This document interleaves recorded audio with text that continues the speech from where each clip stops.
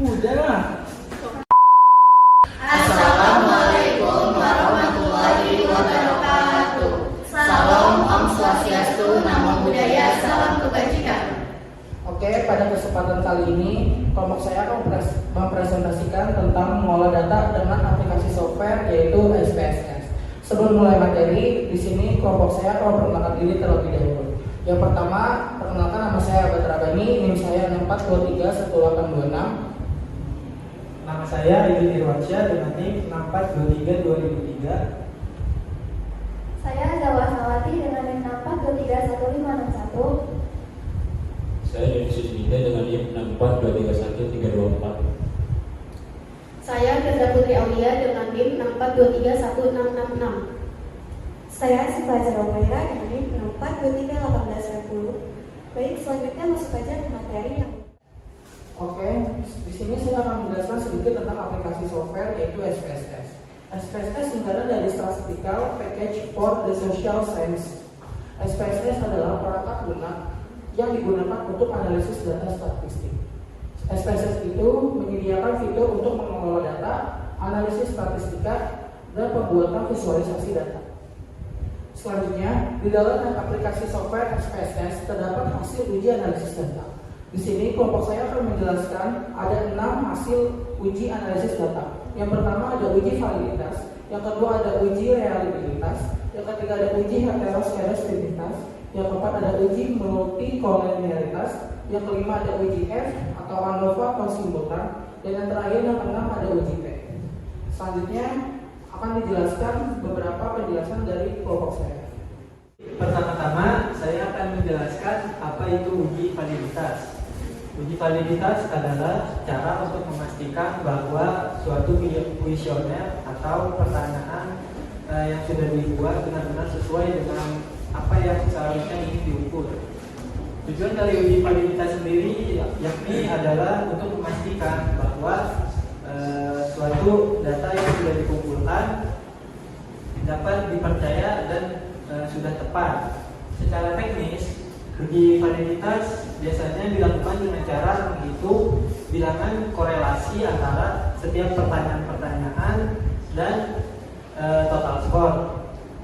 Jika korelasinya tinggi, maka pertanyaan tersebut sudah valid. Jika korelasinya rendah, maka pertanyaan tersebut belum valid. Singkatnya, uji validitas yaitu untuk mengecek apakah pertanyaan atau data yang sudah dibuat sesuai dengan tujuan pengukurannya. Nah, di sini ada tabel R-tabel dan juga tabel data SPSS yang telah dibuat. Pertama, kita disuruh mencari tahu apakah setiap item yang sudah valid atau belum. Cara mengetahuinya yaitu dengan cara membandingkan antara R-hitungnya dengan R-tabel. Nah, kita cari tahu dulu R-hitungnya itu ada di pojok sebelah kanan bagian atas, yaitu sebesar 0,847. Kita bandingkan dengan R-hitungnya, kita bandingkan dengan R-tabelnya yang sebelah sini, yaitu sebesar 0,3440. Karena respondennya ada 31, jadi kita pakai yang 31 dibagian 0,05. Kita hanya perlu membandingkan R-hitungnya dengan R-tabel. R-hitungnya yaitu sebesar 0,847 dibandingkan dengan 0,3440. Nah, dari situ sudah jelas bahwa R-hitungnya lebih besar daripada R-tabel. Maka item yang pertama disebut valid. Selanjutnya item yang kedua sebesar 0,832. Kita bandingkan kembali dengan R-tabelnya sebesar 0,3440. Maka item kedua juga sudah valid karena R-hitungnya lebih besar dibandingkan dengan R-tabelnya. Selanjutnya item yang ketiga yaitu sebesar 0,886. Kita bandingkan kembali dengan R-tabelnya yaitu sebesar 0,3440. Hasilnya pun lebih besar dibandingkan dengan R-tabel. Dan R-hitungnya sudah valid. Item pertama, kedua, dan ketiga sudah valid. Selanjutnya item yang keempat yaitu sebesar 0,909. Kita bandingkan kembali dengan R-tabelnya sebesar 0,3440. Hasilnya juga sudah valid karena R hitungnya lebih besar daripada R tabel. Kesimpulannya, dari setiap item dari 1 sampai seterusnya kita bisa lihat bahwa R hitungnya sudah lebih besar semua dibandingkan dengan R tabelnya. Jadi syarat uji validitas itu dikatakan valid adalah R hitungnya harus lebih besar dibandingkan dengan R tabelnya. Selanjutnya akan dijelaskan melalui metode uji reliabilitas dengan teman kelompok saya. Selanjutnya saya mempresentasikan hasil uji reliabilitas. Uji reliabilitas adalah alat untuk mengukur kuesioner dan indikator dari suatu variabel yang bertujuan untuk mengetahui apakah instrumen dapat dipercaya konsisten dari waktu ke waktu. Pertama-tama, di sini kita harus mengetahui terlebih dahulu patokan nilai pada prospek alfa agar instrumen dapat dinyatakan reliable. Patokan nilainya ialah lebih dari 0,80 atau lebih dari 0,70 atau lebih dari 0,60. Akan tetapi, liter-liter lainnya cenderung menggunakan angka lebih dari 0,70. Perhatikan pada tabel cash closing summary, cash valid N bernilai 31. Hal ini menunjukkan bahwa responden sebanyak 31 orang. Selanjutnya pada tabel probability statistik pada kolom prospek alpha bernilai 967 yang dibulatkan menjadi 0,97. Hal ini menunjukkan bahwa instrumen keseluruhannya dinyatakan reliable. Mengapa demikian dinyatakan reliable? Karena 0,97 lebih besar dari 0,70. Selanjutnya pada kolom end of item bernilai 15. Hal ini menunjukkan bahwa pertanyaan item yang diuji sebanyak 15 item. Apabila instrumen tidak reliable atau prospek alpha kurang dari 0,70, bahkan kurang dari 0,60, maka harus melitik ulang pada item-item pertanyaannya dengan cara menghilangkan salah satu item yang kurang reliable. Mengapa uji reliabilitas penting? Karena data yang reliable akan membantu meningkatkan validitas penelitian. Mungkin itu saja bisa saya sampaikan dari uji reliabilitas. Selanjutnya akan disambung dengan Iyo. Jadi selanjutnya ada uji heteroskedastisitas. Uji heteroskedastisitas ini maksudnya bahwa data yang hasil atau data yang kita miliki bisa menggambarkan bahwa data yang kita miliki tidak terjadi yang namanya heteroskedastisitas atau data kita normal. Saya ada pada gambar di mana titik-titiknya menyebar secara merata, berada di atas dan bawah angka 0 dan berada di samping kiri dan kanan angka 0. Yang dimana kalau data kita tidak normal, maka titik-titiknya berada di satu tempat dan menumpuk di satu titik yang tidak berada di atas dan bawah, samping kiri dan samping kanan angka 0. Jadi karena data kita normal, maka dari titik-titik pada tabel atau hasil STS, maka tidak terjadi yang namanya heteroskedastisitas atau data kita normal. Jadi untuk simpulan uji heteroskedastisitas ini, karena titik-titiknya menyebar secara merata, jadi data yang kita miliki tidak terjadi yang namanya heteroskedastisitas atau data kita normal. Selanjutnya akan dijelaskan oleh Zahwa. Selanjutnya adalah uji multikolinearitas. Uji multikolinearitas adalah bagian dari uji asumsi klasik dalam analisis regresi linear berganda. Uji ini digunakan untuk mengetahui apakah terjadi korelasi antara variabel X terhadap variabel Y. Model regresi yang baik apabila tidak memiliki tanda multikolinearitas. Jika memiliki tanda multikolinearitas, maka kita akan kesulitan untuk menentukan pengaruh masing-masing variabel X terhadap variabel Y. Lalu salah satu cara yang paling akurat untuk mengetahui apakah model regresi itu terdapat multikolinearitas atau tidak dengan menggunakan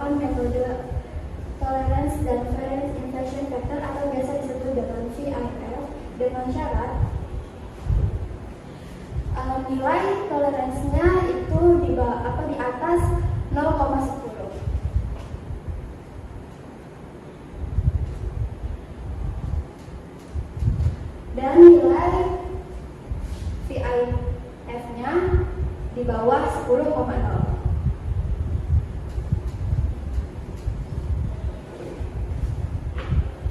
Dengan syarat ini, maka dapat dikatakan model referensi bebas dari multikolonialitas.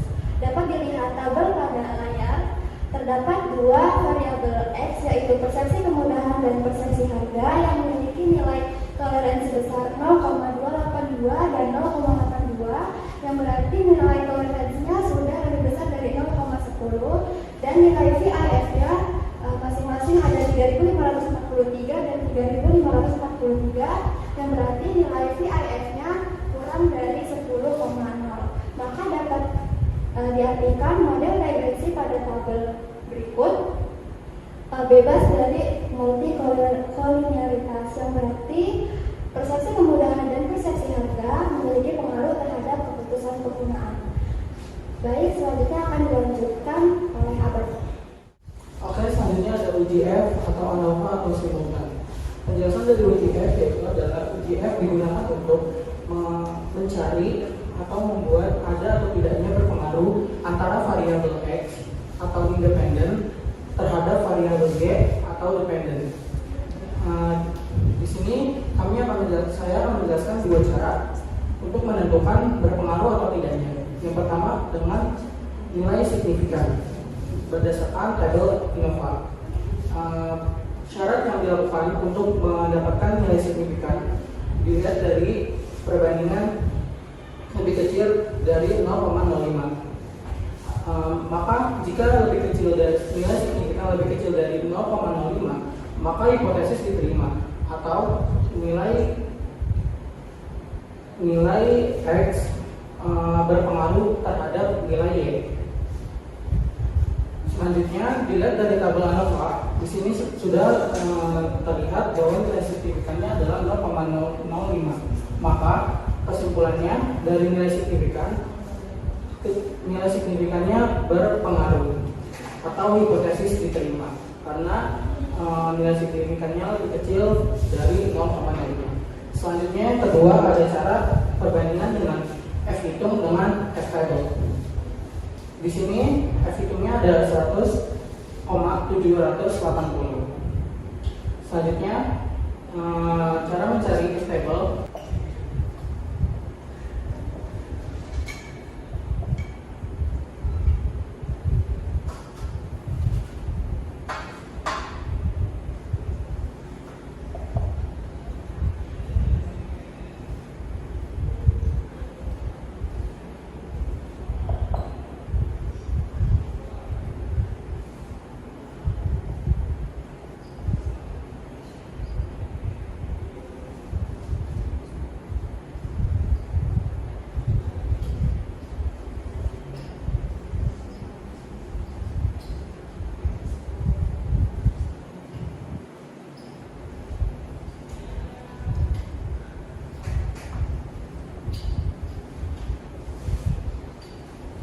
Di sini ada rumus F table. Di sini ada K. K itu ada dua. K itu adalah variabel X atau bebas. Lalu banding N dikurang K. N adalah jumlah responden. Yang kita pakai respondennya ada 31. Maka 31 dikurang 2 berarti 29. Di sini dapat perbandingannya 2 banding 29. Lalu kita cari tabel di F table. Di sini ada 29. 29 banding 2, atasnya 2, bawahnya 29, yaitu 3,33. Maka dapat disimpulkan syarat dari F table dengan F hitung lebih besar dari F table. Jadi kesimpulannya 100,780 lebih besar dari 3,33. Maka hipotesis diterima. Jadi nilai X atau independen berpengaruh terhadap nilai Y atau dependen. Jadi kesimpulannya cara yang kami gunakan antara nilai signifikan dengan F table dan F hitung sama-sama berpengaruh berpengaruh. Jadi nilai X atau persepsi harga dengan persepsi kemudahan berpengaruh terhadap nilai Y, yaitu keputusan pengguna. Selanjutnya akan dijelaskan oleh Presiden. Selanjutnya, saya akan menjelaskan uji T. Apa itu uji T? Uji T adalah uji parametrik yang paling umum digunakan untuk membandingkan dua kelompok atau sampel. Tujuannya ini yaitu untuk menguji hipotesis terkait pengaruh dari masing-masing variabel bebas secara parsial terhadap variabel terikat. Syarat uji T ini yaitu nilai signifikasinya lebih kecil dari 0,05 dan T hitungnya lebih besar dari T table. Maka terdapat pengaruh variabel X terhadap variabel Y. Kemudian di sini ada hasil uji T pada kolom koefisien. Kita akan lihat hasil nilai signifikannya. Yang pertama ada variabel persepsi kemudahan. Nilai signifikasinya sebesar 0,002. Karena nilai 0,002 ini lebih kecil dari 0,05, maka persepsi kemudahan memiliki pengaruh terhadap keputusan penggunaan. Dan variabel yang kedua, di sini ada persepsi harga. Nilai signifikasinya sebesar 0. Karena 0 ini lebih kecil dari 0,05, maka persepsi harga memiliki pengaruh terhadap keputusan penggunaan. Karena nilai signifikasi kedua variabel ini signifikan, maka dinyatakan valid. Kemudian di sini ada kolom T hitung. Variabel persepsi kemudahan, nilai T hitungnya sebesar 3.446 dan persepsi harganya, nilai T hitungnya sebesar 4.397. Karena syarat T hitung itu harus lebih besar dari T table, maka T hitung data kami ini signifikan karena T table ini 0,05-nya 2000, sedangkan di sini lebih dari 2000. Maka T hitung dari uji T ini, persepsi kemudahan dan persepsi harganya memiliki pengaruh karena lebih besar dari 0,05. Oleh karena itu dapat disimpulkan bahwa baik secara parsial maupun secara simultan, persepsi kemudahan dan persepsi harga memiliki pengaruh terhadap keputusan penggunaan.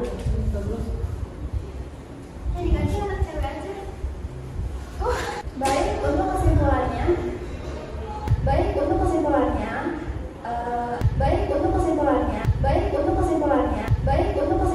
You didn't have to cut me off. Say that I can never know we were nothing. I don't even need your love. You treat me like a stranger and I feel so loved. telah berhasil 2,000 years later. untuk